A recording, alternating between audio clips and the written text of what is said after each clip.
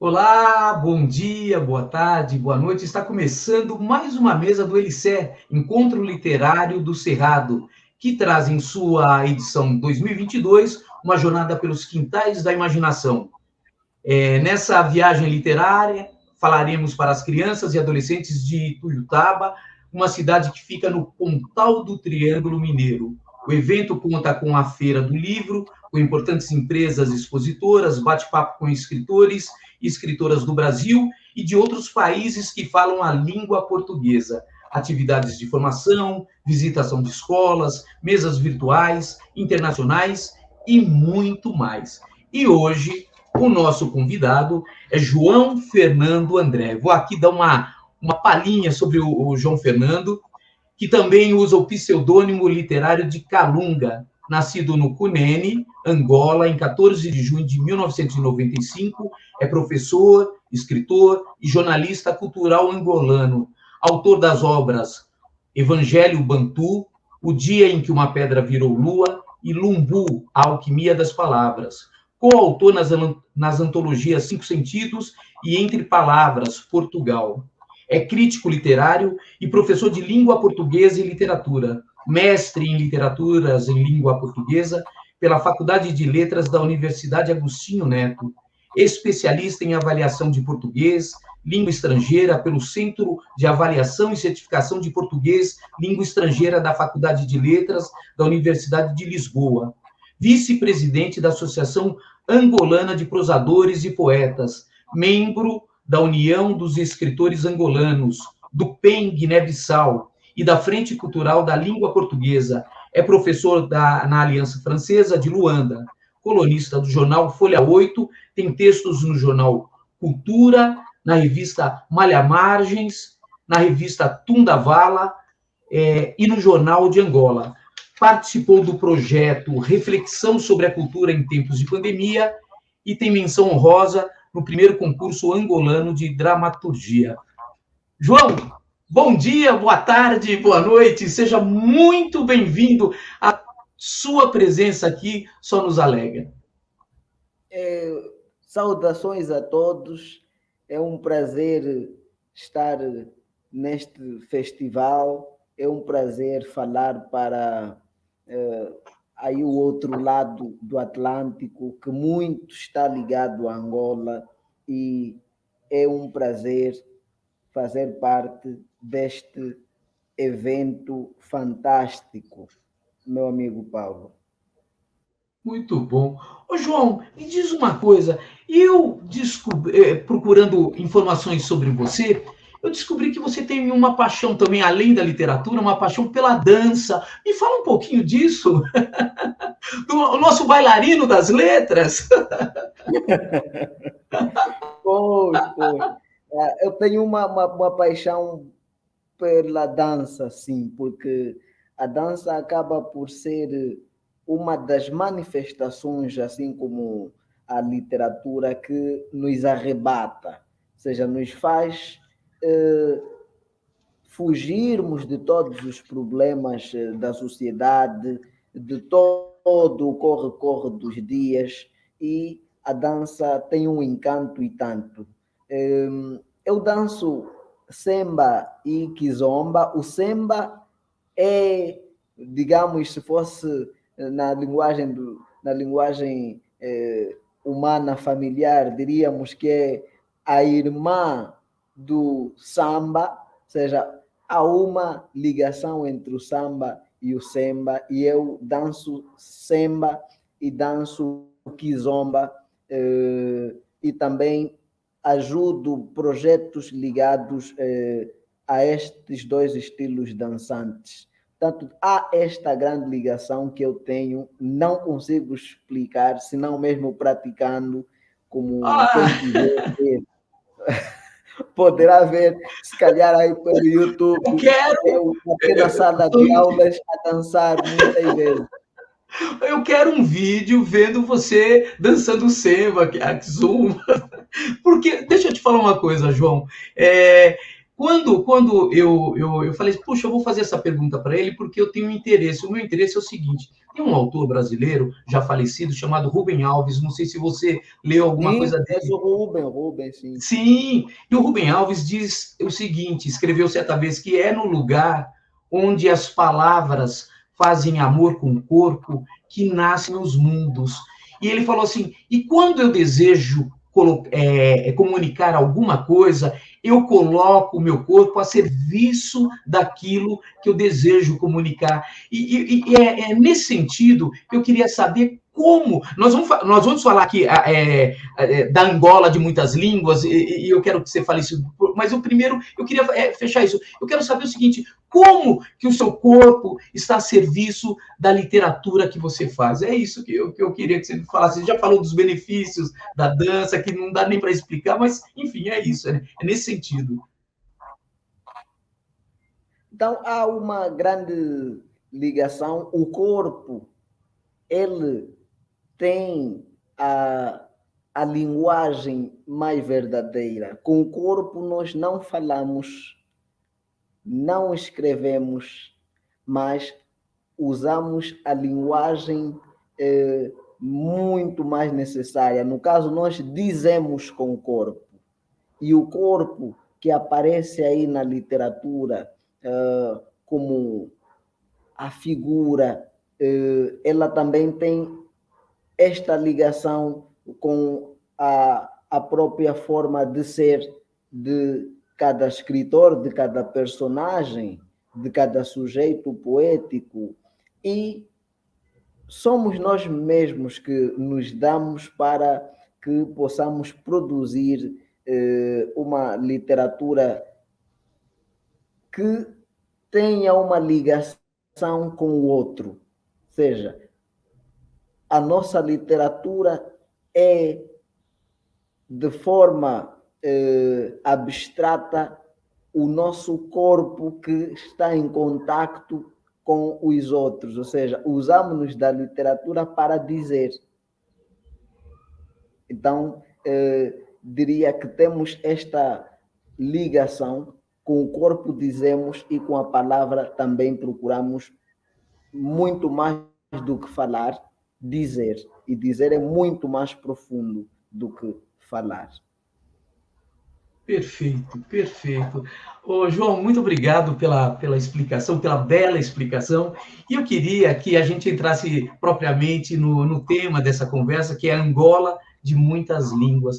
Porque muita gente aqui no Brasil acha que a língua de Angola é o português. É o português. Mas é só isso, João? Não, não é isto. Ainda de manhã, às 11 horas de Brasília, estava eu a falar para a Unilab e falava exatamente de uma forma crítica, como sempre o faço, desse aspecto que se vende. Há na CPLP um erro que é a falta de convivência das outras línguas que existem nos territórios que compõem a CPLP com a nossa língua que nos une, que é a língua portuguesa. Parece muitas vezes que nós asfixiamos as outras línguas e as outras linguagens. E falo aqui para o Brasil, muitas vezes não se fala das línguas tupi-guarani. E estão aí Sim. pelo Brasil. E o mesmo acontece com Portugal. A questão do mirandês é colocado de lado. O mesmo acontece com Moçambique. E parece um ciclo vicioso que também abrange Angola. E pensa-se muitas vezes que a língua portuguesa, essa nossa bonita, fantástica, essa nossa língua romântica, que nos une do Atlântico, de Minho a Goa, esta língua é a única língua que se fala em Angola. Não é verdade. Há muitas, muitas línguas em Angola. Do ponto de vista sociolinguístico, nós temos aqui 3 grupos de línguas que convivem entre si. Estamos a falar do português, que é a língua de unidade. Temos um grupo de línguas extremamente inteligentes e complexas, no caso as línguas banto, que fazem parte, tem uma comunidade de falantes grande no país e que se assemelha essa comunidade linguística às línguas novilatinas, porque elas se unem, mas também têm a diversidade na unidade. E depois há um outro grupo, que é o grupo das línguas Khoisan, ou seja, estes Khoisan são povos muito remotos, mesmo antes dos Bantu e dos europeus chegarem a esse território, hoje considerado Angola, estes povos já cá estavam e também têm a sua língua, que é uma língua muito baseada em cliques, é uma língua com uma forma de comunicação relativamente complexa e muito avançada para quem fala simplesmente português, mas é isso. Quando falamos de Angola, é sempre um erro que se estende para toda a CPLP de se pensar que o português é a única língua. Porque as constituições dos países de língua portuguesa oficial quase que aniquilam as outras línguas. Não dão muito espaço para as outras línguas. Isso também acontece aqui em Angola com o artigo 19 da Constituição, que diz que a língua oficial de Angola é o português e as outras línguas, as línguas banto, as línguas khoisan, são tidas na Constituição como as demais línguas de Angola. Portanto, existem outras línguas, existem outras linguagens em Angola. Muito bem. E como que você traz essas línguas para a sua literatura? Pois, já sou considerado muitas vezes rebelde, e se fosse nos tempos passados, calhar, ia à guilhotina. Eu vi uma live sua onde estava você, o Amossi, que eu entrevistei também esses dias, e eu falei, esse menino é fogo. Por que você é considerado o rebelde? Me fala um pouquinho disso. Pois, quem vê a forma como eu faço a minha literatura, a inversão de títulos, e depois há uma hibridização do português com palavras das línguas banto-africanas. Olha lá o título, por exemplo, da obra que você disse na minha apresentação, Evangelho Banto. Sim. Um termo português, um termo das línguas africanas, no caso aqui, africanas banto. A palavra banto que significa povo. A palavra banto significa povo. E mesmo na obra de ensaios, trago o título Lumbo, a alquimia das palavras.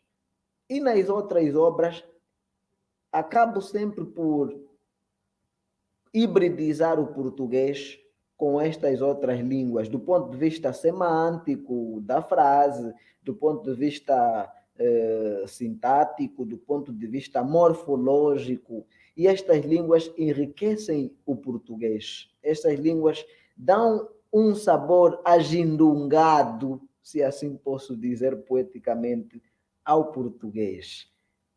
Portanto, trago na minha literatura estas línguas como uma forma de casar o português com estas línguas. No caso, por meio de provérbios, por meio de aforismos, por meio de neologismos, por meio de empréstimos e até muitas vezes por meio da ressignificação.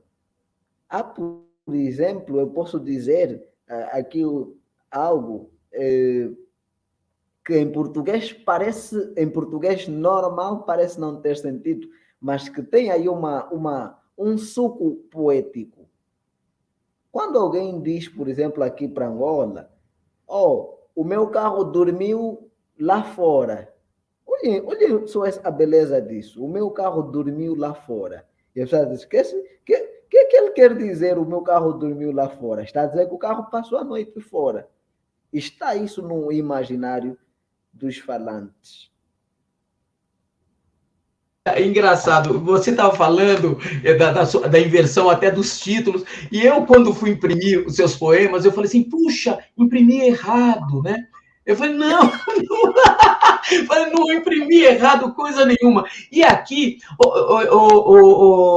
João, eu não sei se você tem os poemas aí, mas eu queria fazer um bate-bola com você com esses poemas. E aqui mostra essa coisa do híbrido, quando você fala assim, nesse poema, Açúcar dos Meus Versos, da página 15, você diz assim, corpo de gazela, olhar de leoa, curvas de guitarra, as mãos parecem de fada, lábios vermelhos, como tacula. O que é tacula? Depois a gente continua. Pois, a tacula é um pó vermelho que as mulheres usam aqui para fazer a maquilhagem. Elas Maravilhosa, usam assim. um pó vermelho para fazer a maquilhagem. Aquele pó chamamos de tacula. É feito a partir de uma árvore. Retiram de uma Maravilha. árvore as cascas e fazem aquilo. Ah, legal. Não, e aí, por exemplo, assim, imagino o leitor curioso, claro, você fala assim, poxa, o que é tacula? Você leva o cara para esse universo vamos pesquisar o que é isso, né? Porque você não pode ser preguiçoso quando está lendo, né? Ainda mais poesia. Eu vou continuar, posso? Pode sim à vontade. Lábios vermelhos. Estamos no LC, temos que aproveitar. Eu tô naquela categoria do que o Manuel de Barros, o poeta brasileiro, diz, né? Ele fala que o poeta é um ente que lambe palavras e se alucina. Ainda mais quando a gente lambe boas palavras, poesia. Por isso que eu te falei antes da gente conversar, que quando você me mandou os textos, eu falei, obrigado pelo presente. Puxa, muito legal. Eu tive a felicidade de conhecer a poesia do Amossi e agora estou tendo a felicidade de conhecer a poesia do João Fernando André. Brincadeira, vamos lá. Lábios vermelhos como tacula, a fragrância é de banhos em oásis, andamento com gingado das ancas, sorriso nefelibata. Ela é a Mayombe, onde... Eu vou parar aqui. Quem é Mayombe? É Mayombe. É aula, professor! Professor, é aula! Por favor, estou curioso. Sim, senhor. A Mayombe é a irmã da Amazônia. Ai, que Temos maravilha. 2 grandes pulmões no mundo. Está no Brasil, a Amazônia, e em Angola está a segunda maior floresta do mundo, que é a floresta da Amazônia. Há uma ligação atmosférica entre a Amazônia e a Mayombe. Mas aqui, a Mayombe, na poesia, para mim, é a mulher, que é o único ser que dá vida, que faz brotar. E se não fosse por elas, não estaríamos aqui. Então, a Mayombe da humanidade é a mulher. Nossa, que beleza, que beleza. Ela é a Mayombe onde do amor me perco sem cessar. Ela é quente como o Saara, ó lírio dos meus olhos, ó açúcar dos meus versos vegetais. Brincadeira? Onde você foi buscar esses versos vegetais? Que coisa! O que é isso, menino? Belíssimo poema. Vem da vida. Vem da vida. Os versos vêm da vida, vêm do olhar atento, do olhar as coisas, mais do que olhar, ler as coisas. Ler o andar, ler o passar, ler as fragrâncias, observar o modo como as pessoas agem. Então, é daí onde vou buscar esses versos vegetais. Não, e por falar em vegetal, olha só, João, no começo da vida vegetal dos versos, eu te cumprimento, mulher. Puxa, eu te cumprimento, mulher. No meio das desesperanças, és a maiombe da humanidade. Nos contornos do raiar do sol, és um vermelho poema que brota fragrâncias escaldantes para apimentar as negras noites dos homens que vivem nas guerras da vida. Em cada manhã rejuvenesces o mundo com o teu cheiro de porcelana, ontem, hoje, amanhã, concomitantemente, eu te saúdo, mulher. Amém. Muito bom, muito bom. Por falar em guerra, João, como você, sua família, como que vocês foram afetados pela guerra? Eu vi que você tinha 7 anos de idade quando os teus pais. Eu queria que você falasse disso um pouquinho para nós, por favor. Pois, Angola, e hoje olho para as coisas todas com uma visão mais crítica, e eu tenho noção que eu não tinha ideia da guerra naquele tempo, ou seja, não me passaram memórias da guerra, mas vejo que afinal Angola viveu até 2002 num tempo de murmúrio, diria um outro poeta, um tempo de lamento, um tempo de tristeza. Tristeza que não havia razão para tal, senão a ambição do homem, a ambição e a corrupção ontológica do homem. Veja que eu digo, por que eu digo que nós até 2002 não vivemos aqui um país? Isso também é uma linguagem, é uma língua. A língua da guerra que está aqui patente no imaginário, o museu imaginário dos angolanos. Em 75 conseguimos a independência. Esta independência conseguida em 75, não houve um acordo entre os partidos que estavam a negociar com Portugal.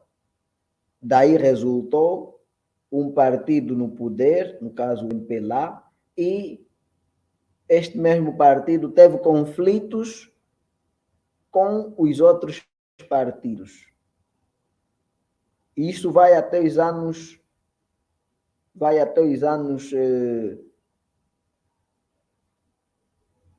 2002. Este conflito que depois ficou apenas com outro partido, no caso a UNITA.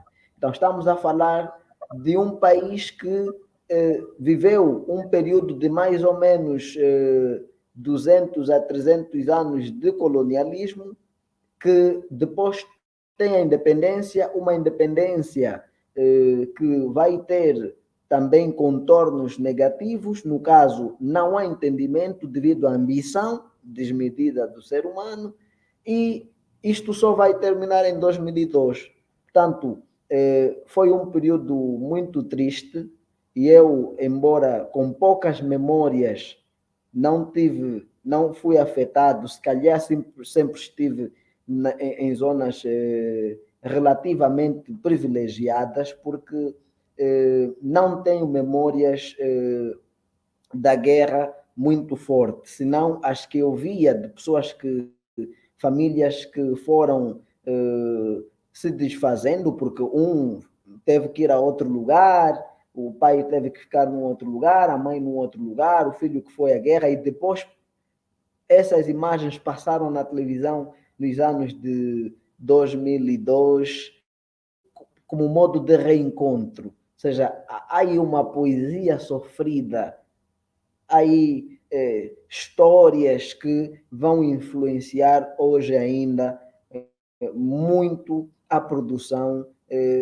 de vários escritores que viveram isso fortemente, perderam a juventude na guerra, perderam os sonhos ou nem sonharam devido à guerra. Portanto, hoje quase que não se fala e nem se quer falar de guerra em Angola, mas porque sentimos isso e somos solidários com aqueles povos que passam por isso, aqui no momento, aí pela Síria. Aí um poema onde eu chamo a atenção no Evangelho Banto, o último poema do Evangelho Banto, chama a atenção à ambição desmedida de certos países, de certos homens, chama a atenção às guerras que ocorrem no Congo Democrático, que ocorrem na Síria, que ocorrem na Palestina e que muitas vezes no Iêmen, que muitas vezes são relegadas ao segundo plano, são esquecidas na Somália, na Nigéria, são deixadas de lado, como se fossem menos guerra do que, por exemplo, aqui agora na Ucrânia. E se vê isso na forma de tratamento dos imigrantes, por exemplo, estes imigrantes ou refugiados da Ucrânia são melhor tratados do que os imigrantes ou refugiados que saem desses outros países, como a Síria, como a Nigéria, como o Congo, como a Somália, como a Palestina. Então, todos esses aspectos nós angolanos sentimos porque os vivemos de uma forma muito forte. Isto de 75, são mais ou menos 28 a 30 anos, de 75 até 2002. Poxa, eu achei o poema que você falou, o último poema do Evangelho, e está aqui, poema doutrinário. É esse, né? Exatamente.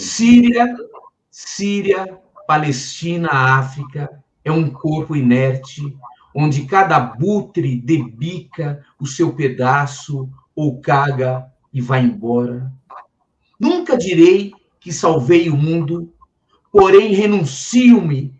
Fiquem com o mundo, comam petróleo e diamantes, entreguem armas aos vossos professores, perpetuem-se nos poderes de executivos, renovem as constituições, digam que nunca mataram crianças em Gouta ou nas Áfricas.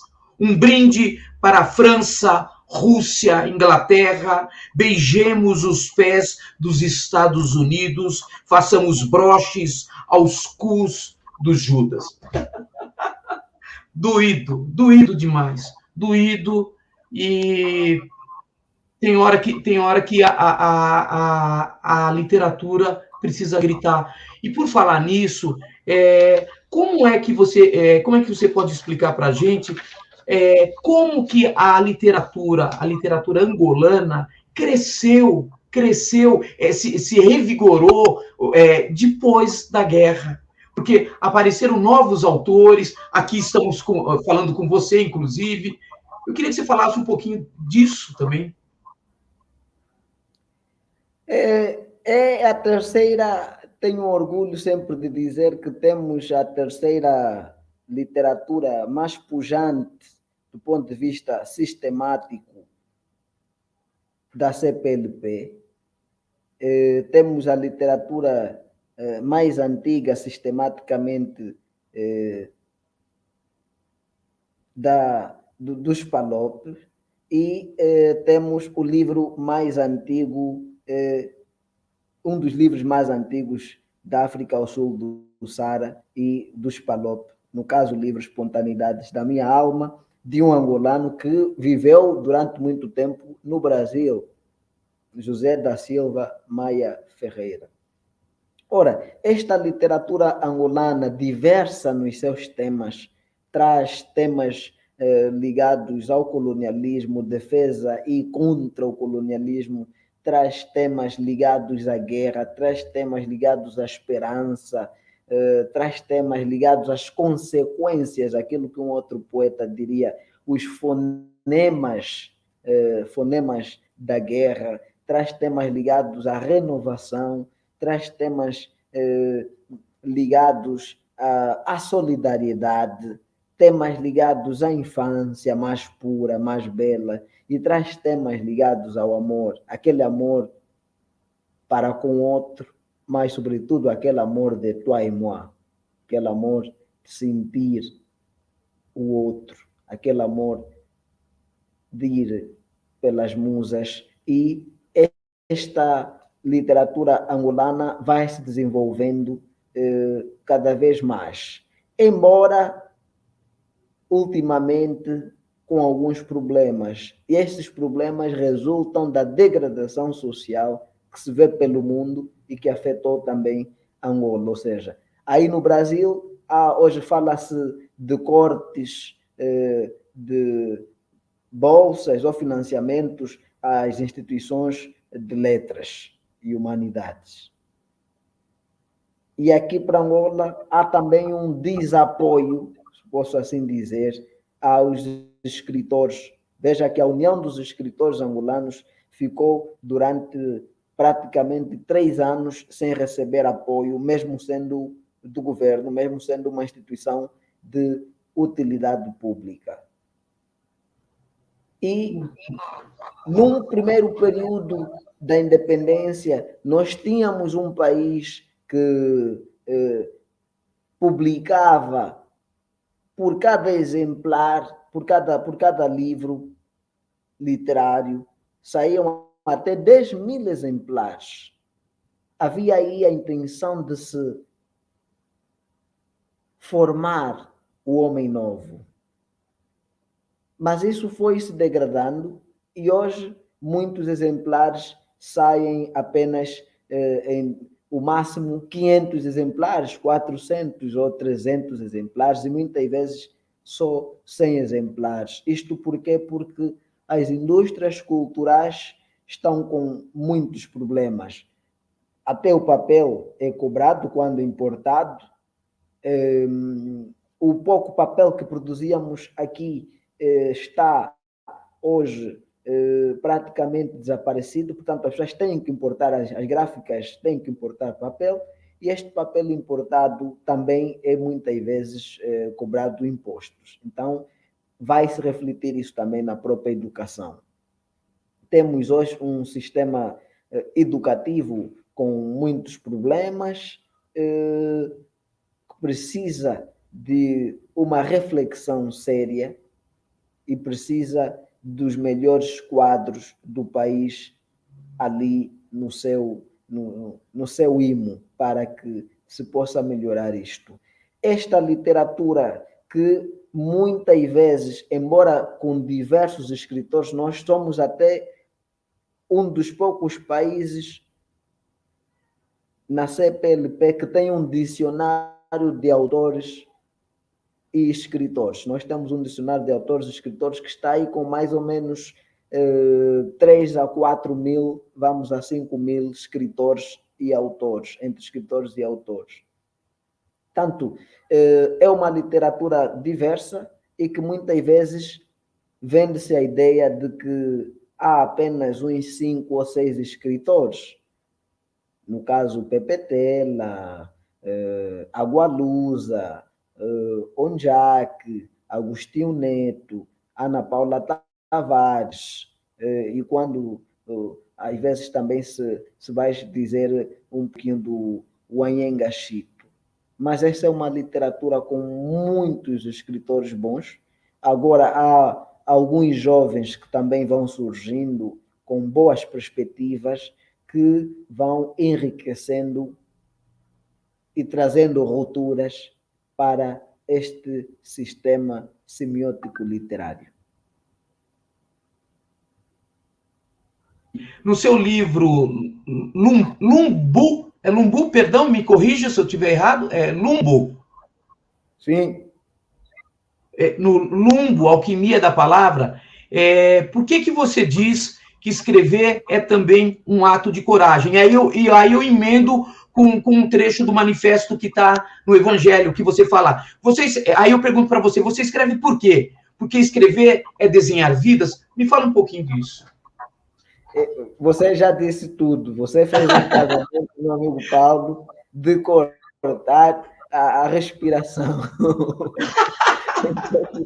com esse trabalho incrível. Escrever é um ato de coragem porque muitas vezes o que nós escrevemos pode magoar as pessoas. Muitas vezes as pessoas não querem ouvir a verdade.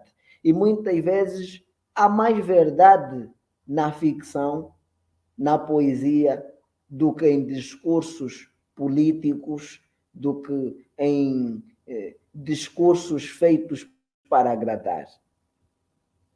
Tanto escrever é um ato de coragem na medida em que é desenhar vidas, é dar movimentos, é guardar, é pôr em memória todo um conjunto de aspectos necessários, é criar um imaginário, enriquecer culturalmente e guardar a história dos povos.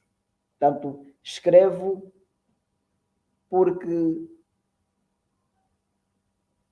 quero deixar memórias, quero ajudar as pessoas, quero fazer o que for possível no sentido de erradicar a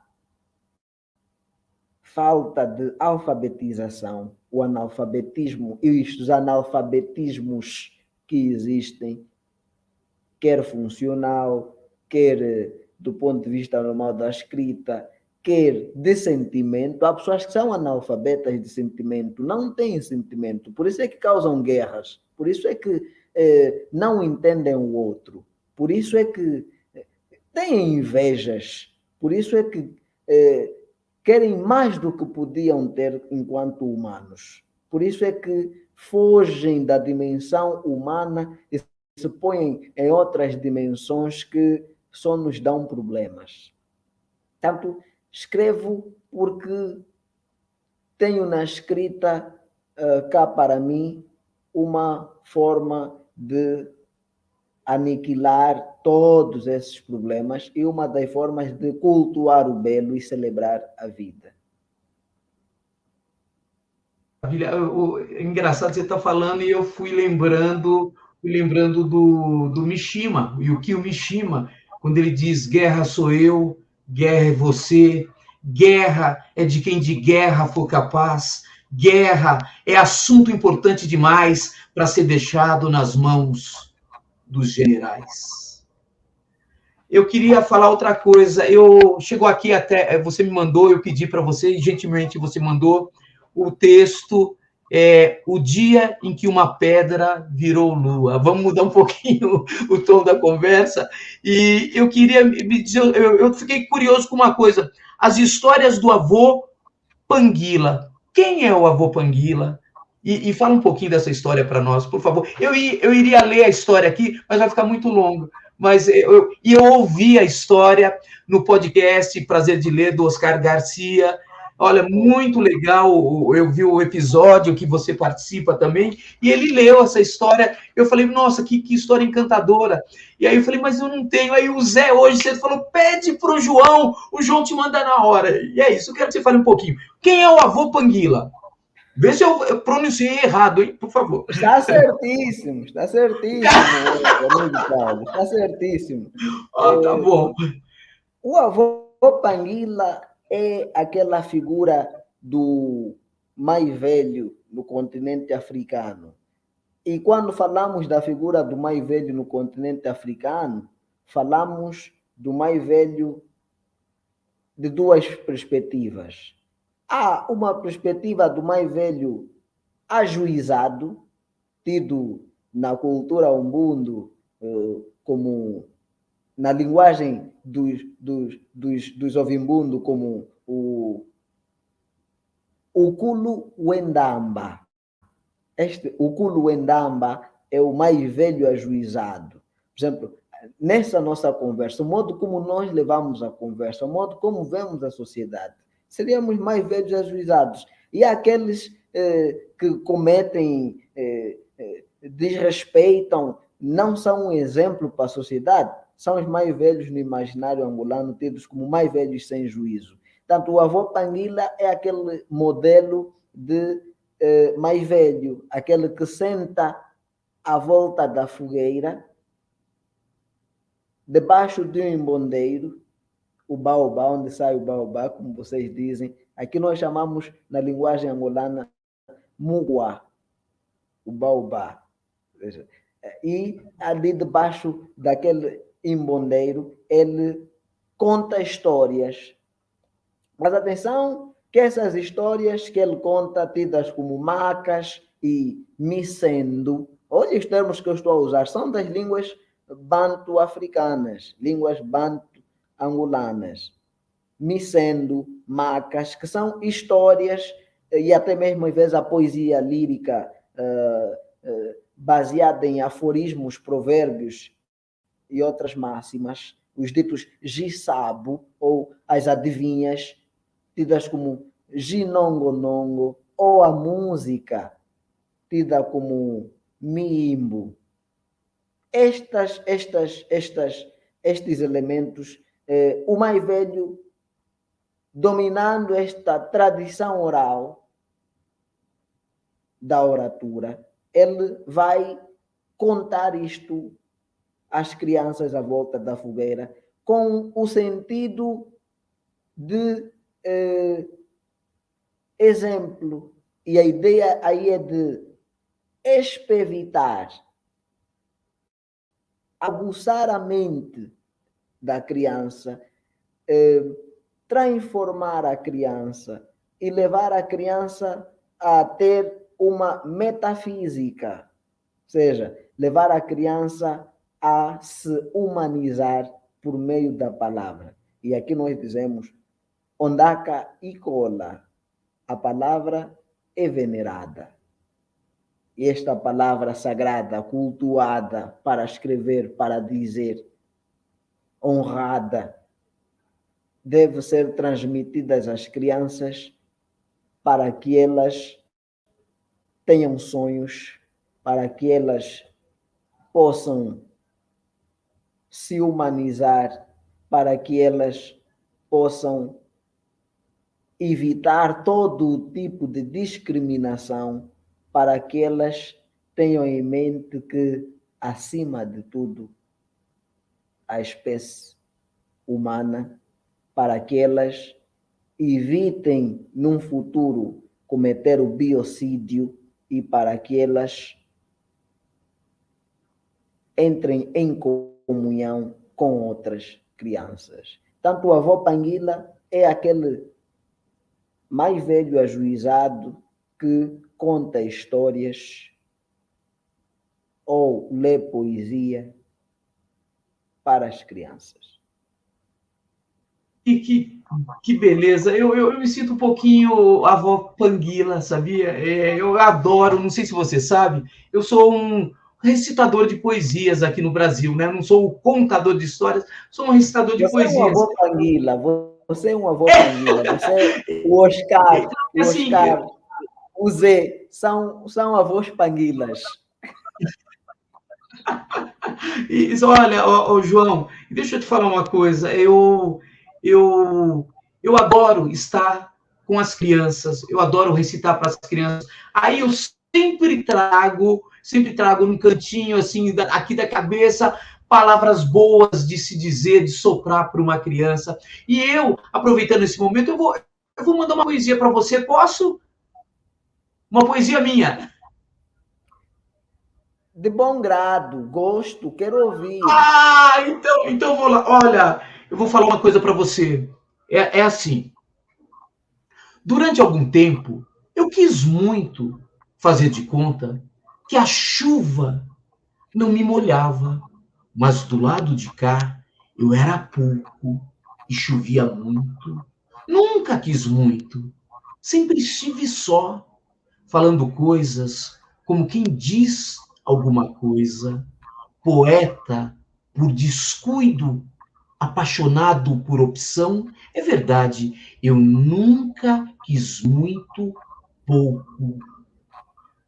Eu na conversa Na conversa que eu tive com a Mossi, eu falei disso, né? Parece, eu não sei como que você se sente, eu queria que você me falasse um pouquinho do que significa a poesia para você, quando você escreve o Evangelho Bantu, o que passou pela sua cabeça? Você falou, que palavra que eu quero mandar para essas pessoas? E depois eu vou te fazer uma outra pergunta também, eu quero saber como que você adentrou esse mundo das palavras. Eu caí sem paraquedas no mundo das palavras. Eu queria que você falasse um pouquinho disso também. Pois. A poesia, para mim, é a primeira forma de filosofia. É a essência da vida. Portanto, os outros textos, os outros gêneros, no fundo, o que nos encanta num romance, num conto ou num drama, é sempre a poesia. E a poesia é a forma como nós trabalhamos a palavra. Portanto, escrever poesia, eu escrevo poesia simplesmente nos momentos mais ternos da vida, nos momentos mais picantes da vida. Escrevo poesia, seria, se calhar, a poesia seria a unção, vamos assim dizer, uma unção para os enfermos, se assim podemos dizer. A poesia, ela humaniza.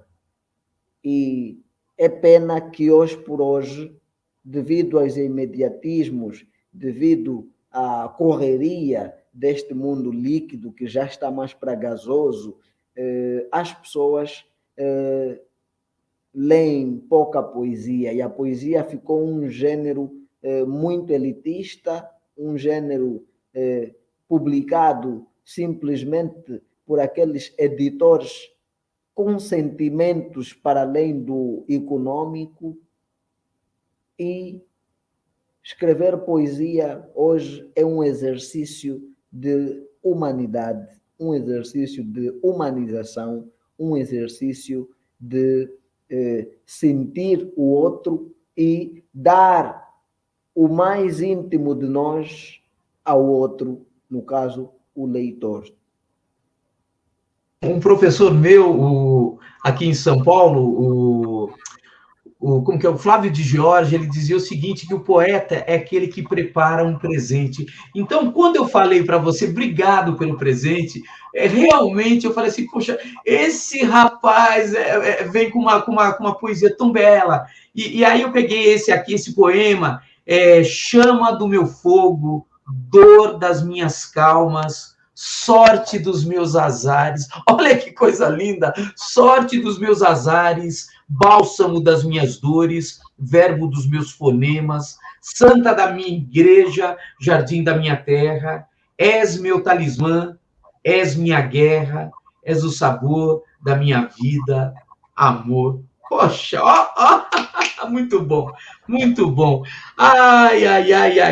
Aí, falando de oralidade, eu anotei aqui uma coisa, eu quero também, só para finalizar, já que você estava falando da história, o dia em que uma pedra virou lua, e eu queria que você me falasse mais um pouquinho, só para a gente continuar um pouquinho.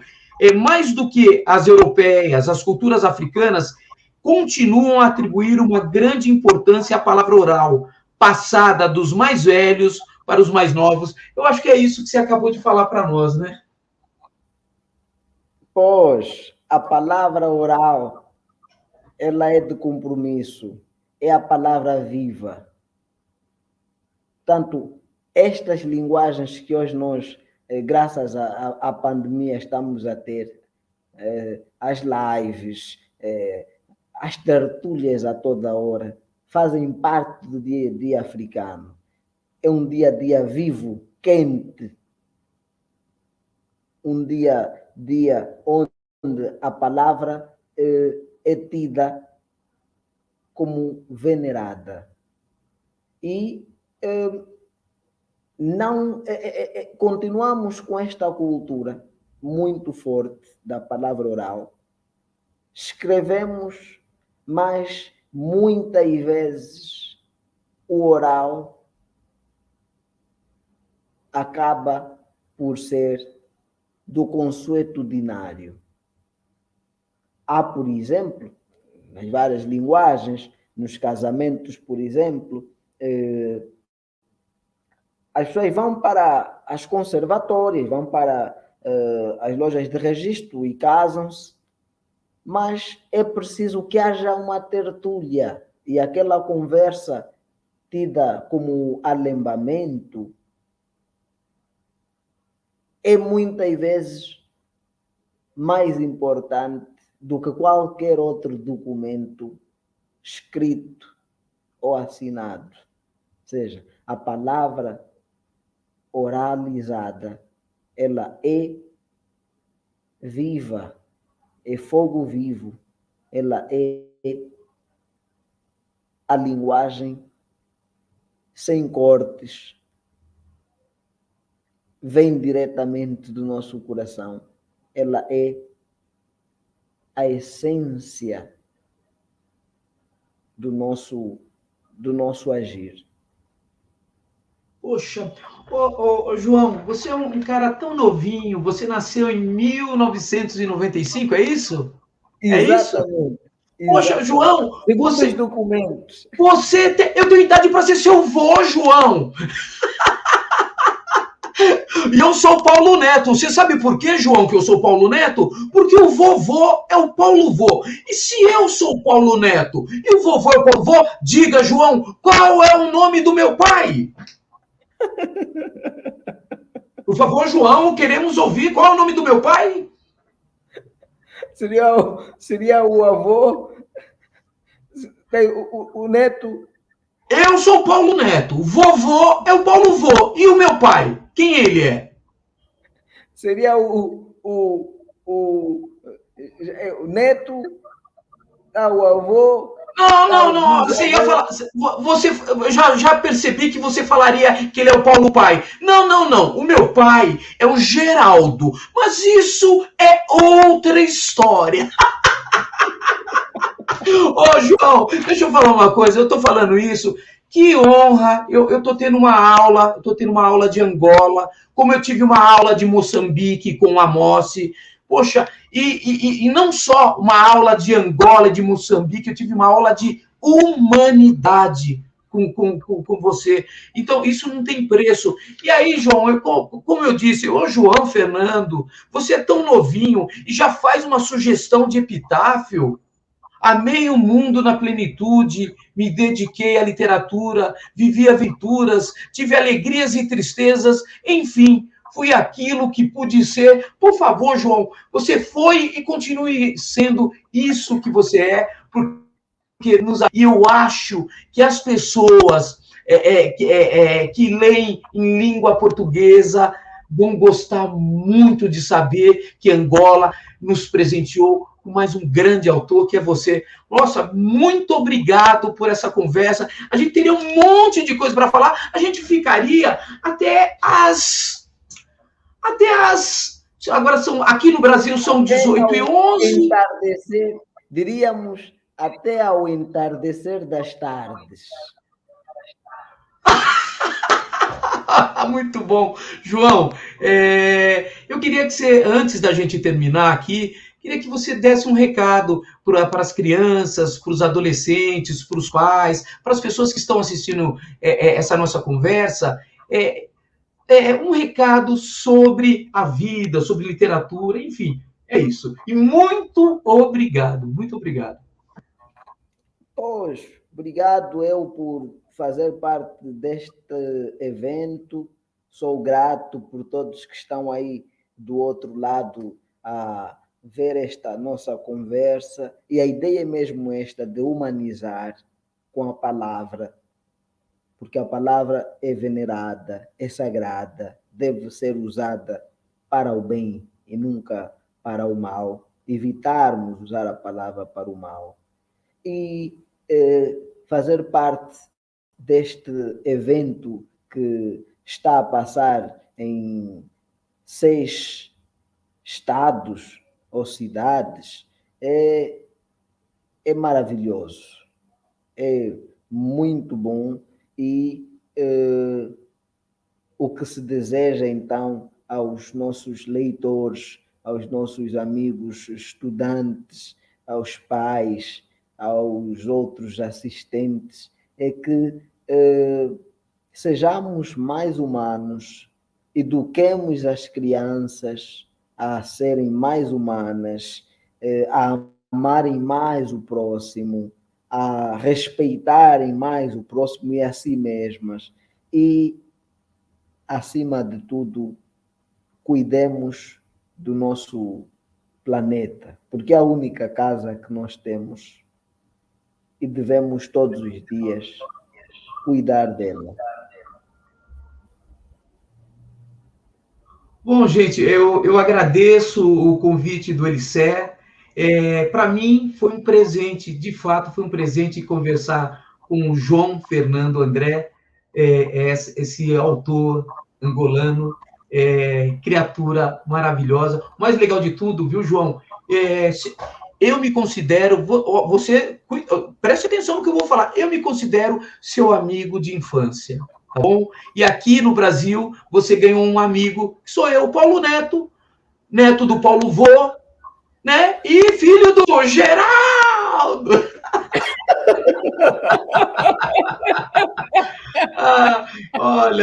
Olha, que legal. Olha, como a literatura, só a literatura para nos propiciar essas pontes, estou falando do outro lado do oceano, com um cara muito legal, um cara que sabe o que faz com a sua literatura, com a sua vida, e isso só nos engrandece. Muito obrigado. Obrigado, obrigado, meu amigo Paulo.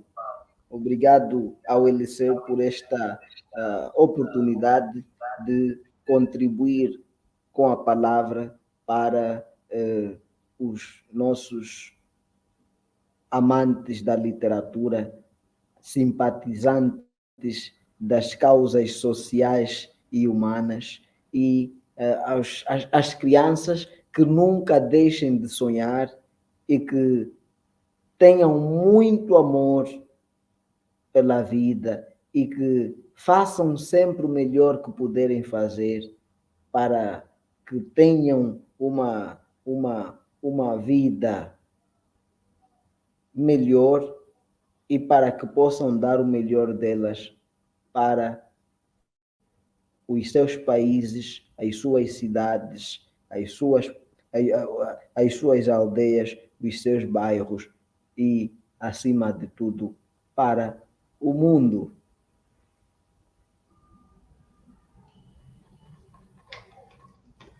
Olha, se eu pudesse aqui, eu pediria para todo mundo, vamos aplaudir o João Fernando! Obrigado, João! Tchau, tchau! Tchau, tchau!